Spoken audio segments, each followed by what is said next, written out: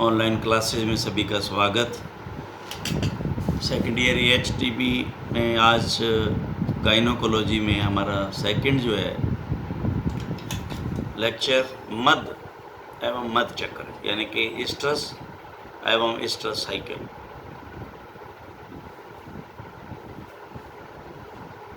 परिभाषा: जब पशु यौवन अवस्था को प्राप्त कर लेता है तो उसके सभी प्रजनन क्रिया, चलिए हमने पीछे पढ़ लिया। मादा पशु की पीयूष ग्रंथि अंडाशय आदि से हार्मोन का गर्भाशय, सर्विक्स, वेजाइना आदि स्रावित होने लग जाते हैं हार्मोन के कारण, और इस स्थिति को ईस्ट्रस कहते हैं तथा दो मध्य काल के बीच की अवधि को मध्य चक्र ईस्ट्रस साइकिल कहते हैं। यह सभी पशुओं में अलग अलग होते हैं।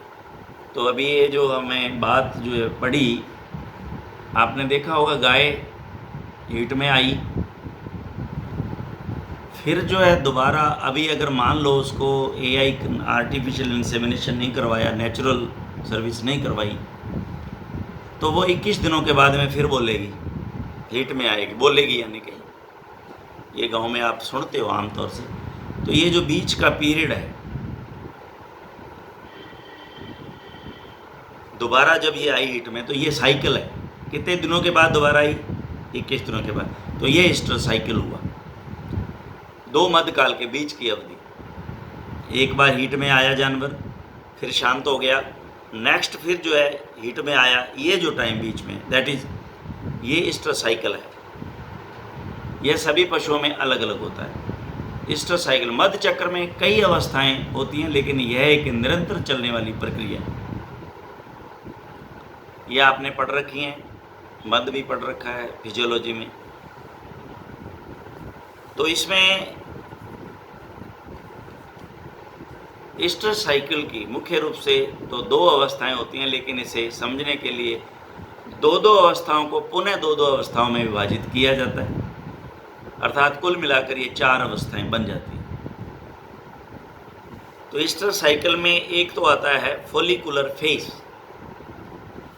Oestrogenic phase. फोलिकुलर फेज कौन सा हुआ?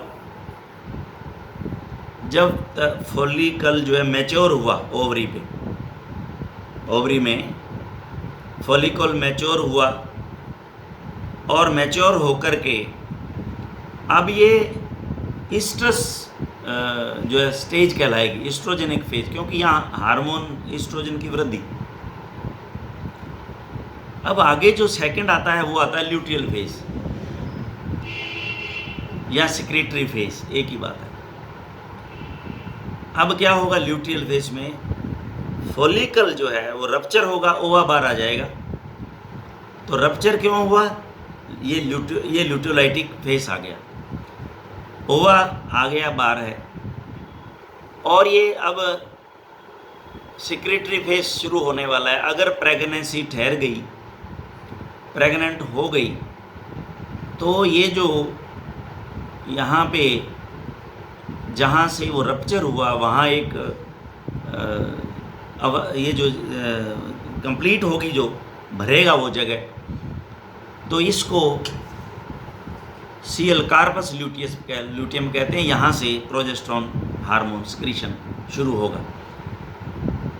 तो फॉलिकुलर फेज में एक तो प्रोईस्ट्रस मध्य पूर्व काल, यानी कि हीट का शुरू होना, हीट में आना जानवर का, और एक होता है हीट में अब जानवर फुली आ गया हुआ है, मध्यकाल से पूर्व प्रोईस्ट्रस, और हीट में आना ये ईस्ट्रस।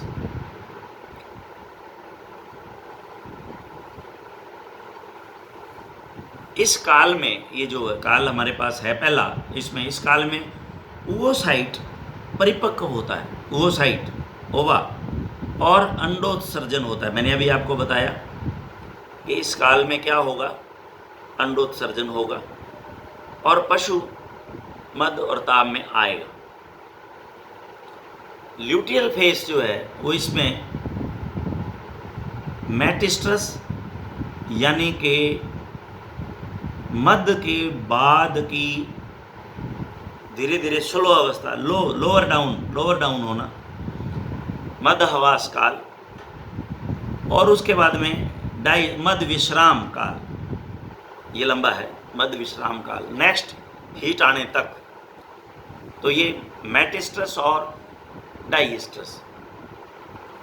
इसमें अंडे का निषेचन, ये तो परिपक्व हुआ यहाँ, वो साइट मैंने अभी आपको समझा भी दिया था, और यहाँ निषेचन होगा, अंडा रिलीज होगा और फर्टिलाइजेशन करवाएगा, स्पर्म से फर्टिलाइज होगा और भ्रूण बनता है और विकास होता है, और सीएल से प्रोजेस्टेरोन हार्मोन, ये मैंने आपको बता दिया, सिक्रेटरी फेज कहते हैं इसको, सिक्रेटरी फेज ये होता है। तो अब इसको हम इन चारों स्टेजों को अलग अलग भी हम पढ़ेंगे। तो ये दिन जो कितने हैं विभिन्न पशुओं में, मध्य चक्र कितने दिन का है ये हम देखेंगे। गाय में 18 से 24 दिन, 21 दिन मान लीजिए, बुफैलो में 21 दिन, घोड़ी में 21, भेड़ में हम इसको 16 दिन मानते हैं, 17 दिन मानते हैं, 14 से 20 होता है, बकरी में 20 दिन, सूरी में 21, और कुतिया में प्रतिवर्ष 2 मध्य चक्र है 6-7 माह बाद, और ऊँटनी में 16 से 22 दिन। अब ये हमारे पास कितने दिन मध्य चक्र, कितने दिन का मध्य चक्र होता है, यानी कि एक बार हीट बार आया जानवर, दोबारा कितने दिन बाद वो हीट में आएगा। तो अब हम इसकी प्रो स्ट्रेस जो हमने पढ़ी स्टेजें, स्ट्रेस की प्रो स्ट्रेस और स्ट्रेस, इसमें फोलिकुलर फेज में, फोलिकुलर फेज और ल्यूटेलाइज फेज 2 हैं। तो फोलिकुलर में प्रो स्ट्रेस और स्ट्रेस हमने पढ़ा। तो प्रो स्ट्रेस यह अवस्था पशु को मध्य स्ट्रेस में आने की पूर्व अवस्था है, जब पशु गर्भित नहीं होता। तो पशु पूर्व की स्ट्रेस से 18वें दिन पित्त पिंड यानी कि कार्पस ल्यूटियम जो है बनी, वो सिकुड़ने लगती है, अर्थात रिग्रेस होती है, कम होने लगती है, तथा रक्त में सीएल से स्रावित प्रोजेस्टेरोन हार्मोन कम हो जाता है। यह अवस्था गायों में 3 दिन की होती है। तो जब प्रोजेस्टेरोन हार्मोन कम हो जाएगा तो एस्ट्रोजन बढ़ना शुरू हो जाएगा। तो अब जो है इस अवस्था के दौरान प्रो स्ट्रेस में क्या क्या होता है देखते हैं। जब गर्भाशय में मध्यकाल के बाद भी बच्चा नहीं पलता, अर्थात पशु गर्भित नहीं होता, तो गर्भाशय की आंतरिक परत endometrium PGF2 alpha, PGF2 alpha है, ये F अल्फा 2 नहीं, ये F पे 2 लगाओ, PGF2 अल्फा नामक हार्मोन को स्रावित करती है एंडोमेट्रियम, जो सीएल के आकार को कम करते हुए उसे अक्रियाशील कर देती है। अंडरलाइन कर लेना इसको। यहाँ जो सीएल बनी, कार्पस ल्यूटियम बनी, प्रेग्नेंट जानवर नहीं हुआ, एस्ट्रोजन की प्रोजेस्टेरोन की आवश्यकता नहीं है, तो इसको रिग्रेस कौन करेगा? कम कौन कर रहा है? एंडोमेट्रियम यूट्रस की आंतरिक परत से PGF2 अल्फा नामक जो हार्मोन स्रावित हुआ, जो इस सीएल को रिग्रेस करता है। इस स्थिति को रिग्रेस कार्पस ल्यूटियम कहते हैं, अर्थात रक्त में प्रोजेस्टेरोन हार्मोन की मात्रा कम हो जाती है, और ये जो है मस्तिष्क के हाइपोथैलेमस को दोबारा रिस्पॉन्स जाती है। हमने पीछे पढ़ लिया है, हाइपोथैलेमस से गोनेडोट्रोपिक रिलीज हार्मोन उत्पादन होता है। यह हार्मोन पीस ग्रंथु के अणुभाग नहीं, अग्रभाग है, ये गलत रख, अणु नहीं अग्रभाग से फोलिकल स्टिमुलेटिंग हार्मोन FSH को स्रावित करता है। तो अब ये FSH ओवरी पर पहुंचकर ग्राफियन फोलिकल का फिर विकास करना शुरू कर देता है। इसी के विकास के साथ उसके स्राव में एस्ट्रोजन हार्मोन के स्तर का निरंतर वृद्धि होती रहती है। अब प्रोजेस्टेरोन घट गया और क्या बढ़ गया, एस्ट्रोजन बढ़ गया। तो जैसे एस्ट्रोजन बढ़ गया, ये एस्ट्रोजन फेस ये आ गया एस्ट्रस फेस। तो अब हम पहले एस्ट्रोजन हार्मोन के कारण पढ़ लेते हैं, फिर एस्ट्रस स्टेज पे आएंगे। तो ये दे रखे हैं यहाँ पे अंडवाहिनी, फैलोपियन ट्यूब या ओविडक्ट की कोशिकाओं में सीलिया का विकास हो जाता है। वेरी वेरी इंपॉर्टेंट है ये, आप इसको नोट करें।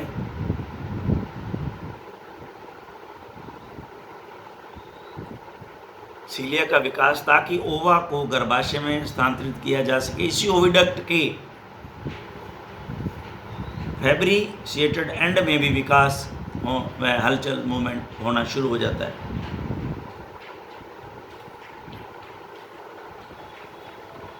फैब्री में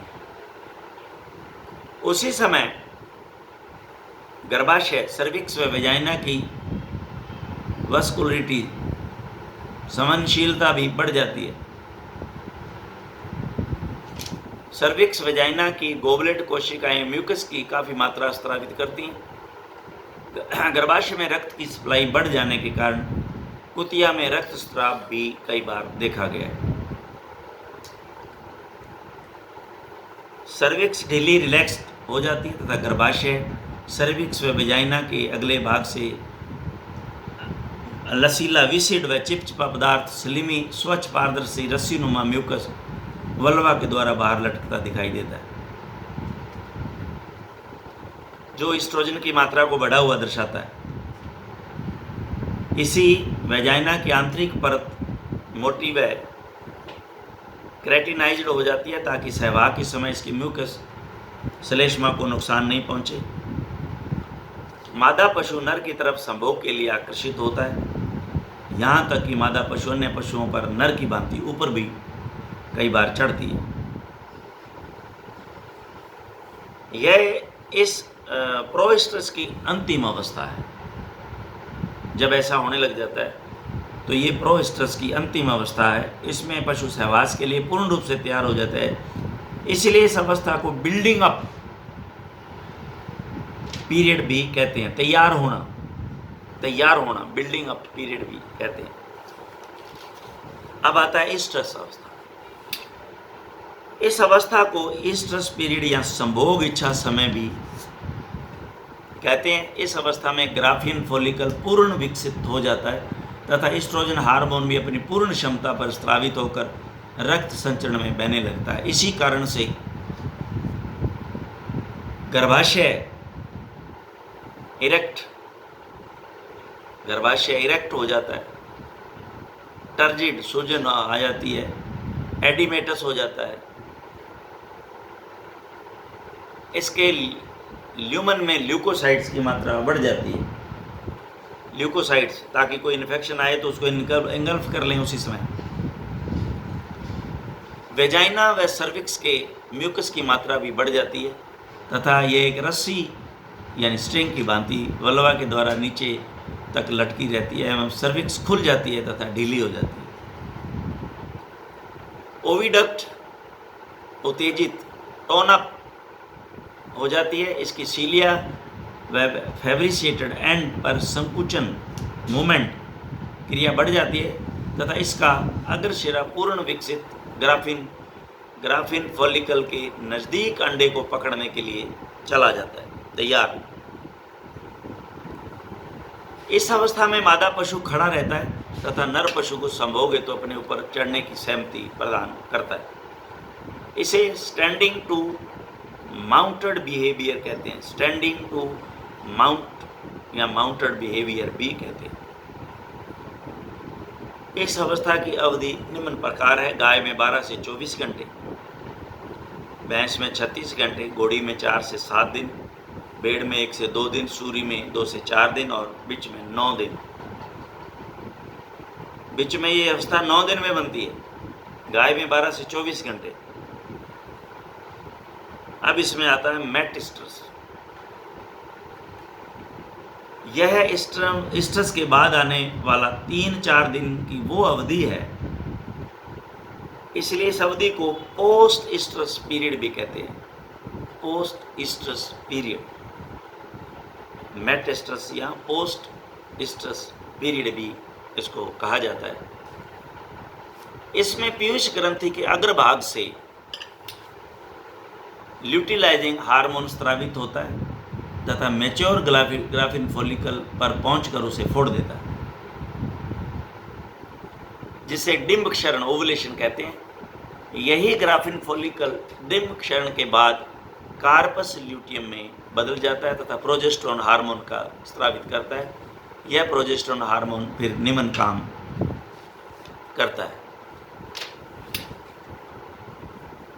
गर्भित काल को बनाए रखता है, ये हमने पढ़ रखे हैं बहुत अच्छी तरह से। नया फॉलिकल अंडाशय पर नहीं बनने देता, अर्थात एफएसएच स्रावित नहीं होता। गर्भाशय कला की ग्रंथियों से गर्भाशय दूध यानी कि यूट्राइन मिल्क को स्रावित करता है, जो भ्रूण को पोषण देगा। और यह जब तक स्रावित हो जब तक कि भ्रूण का संयोजन यानी अटैचमेंट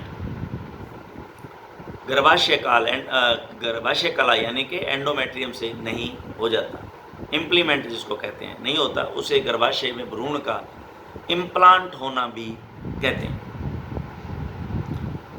अडर का विकास इसी से होगा। इस अवस्था के अंत में सभी प्रकार के स्रावों की मात्रा कम हो जाती है। कुछ युवा मादा हिफर्स में मेटिसिस की शुरुआती स्थिति में गर्भाशय के मांसकुरु यानी कोरुंकल्स को अधिक रक्त मिलने के कारण अर्थात हाइप्रीमिक होने के कारण रक्तस्राव भी हो जाता है, जिसे पोस्ट स्ट्रेस और मेट स्ट्रेस ब्लीडिंग भी कहते हैं। ये भी होता है, गाय में भी कई बार आ जाता है, हिफर्स में। पोस्ट स्ट्रेस और मेट स्ट्रल ब्लीडिंग भी इसको कहा जाता है। इस अवस्था की अवधि गाय, भेड़, बकरी, घोड़ी, सूर्य में 3 से 4 दिन होती है। अब आता है मध्य विश्राम काल यानी कि डायस्ट्रस। डायस्ट्रस यह मध्य चक्रों के बीच की अवस्था है, आगे आने वाला जो है ना उसका, जो पॉलीस्ट्रस एनिमल में छोटी अवधि की होती है। पॉलीस्ट्रस जो ज़्यादा बार हीट में आते हैं साल में, तथा ऋतु विशेष यानी कि सीजनल ब्रीडर में लंबी होती है। तो वो तो होगी, जो सीजनल ब्रीडर है साल बार आएगी हीट में, तो साल हो गया ना उसका। और अगर जो अभी आ जाएंगे हीट में दोबारा तो 21 दिन हो गए, तो बहुत छोटा हो गया ना पॉलीस्ट्रस। इस अवस्था में सीएल प्रोजेस्टेरोन हार्मोन को निरंतर स्रावित करता रहता है। यह सीएल पूर्ण गर्भकाल तक बना रहता है।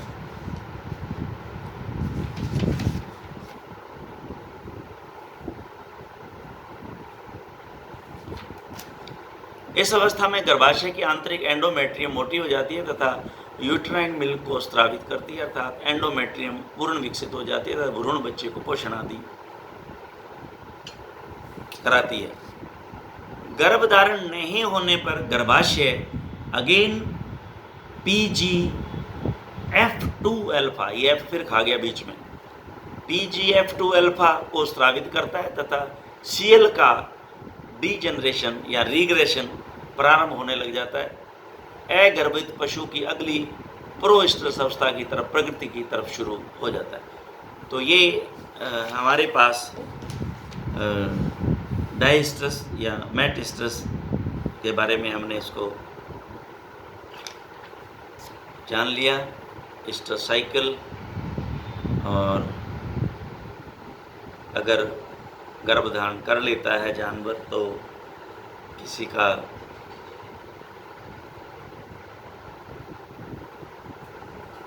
ये काल पॉलीस्ट्रेस में बहुत छोटी अवस्था अवधि होती है और सीजनल में ये लंबी अवस्था मध्य विश्राम की होती है। तो अब ये सारणी के अनुसार हम इसको देखें।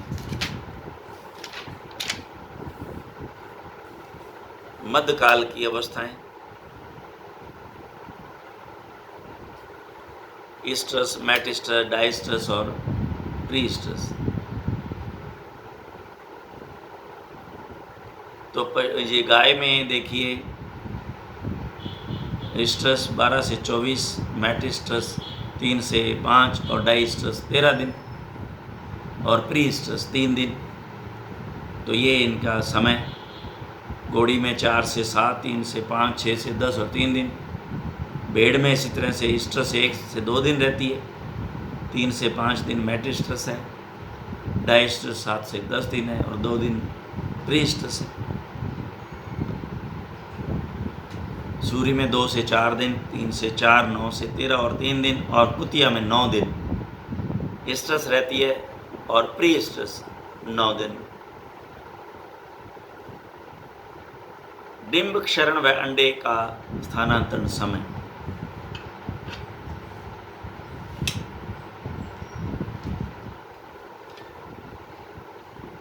ये इम्पोर्टेंट है एआई के लिए, आर्टिफिशियल इंसेमिनेशन के लिए। अगर आपने इसको याद कर लिया और आपको अगर ये पता चल गया कि कितने घंटे बाद जो है ओवा रिलीज होने वाला है,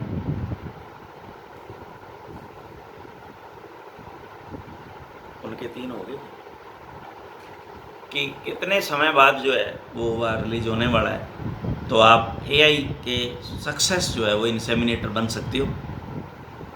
तो कैटल में 12 से 14 घंटे बाद में end of the stress, heat के समाप्त होने के 12 से 14 घंटे बाद ओवा रिलीज होगा।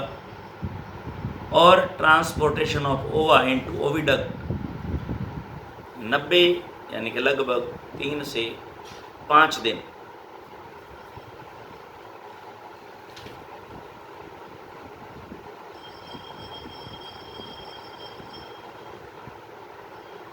मेयर में 1 से 2 दिन बिफोर एंड ऑफ स्ट्रेस, 98 यानी कि 4 दिन। ईव में towards the end of the stress, जब और 72 घंटे 3 दिन ट्रांसपोर्टेशन में। और साव में 30 से 40 hour after the onset of stress, और यानी कि 50 यानी कि लगभग 2 दिन, 48 हो गए ना घंटे। बीच में 1 से 2 day after the onset of true strum, 1 से 2 दिन ट्रू स्ट्रम यानी कि 3 दिन तो प्री स्ट्रम, 9 दिन उसमें 3, 1 से 2, 148 आवर्स लगभग 7 दिन। इसीलिए घोड़ी में और इसमें बीच में 2 बार जो है वो हम इंसेमिनेशन करते हैं, या एक ही बात है नेचुरल जो है वो हम करवाते हैं, सर्विस नेचुरल सर्विस देते हैं। तो ये 2 बार इसीलिए देते हैं, तो इसको पूरे को फिर अपने ध्यान से और प्रयास करेंगे समझने का। तो आज के लिए सफिशिएंट है समय। Thank you very much.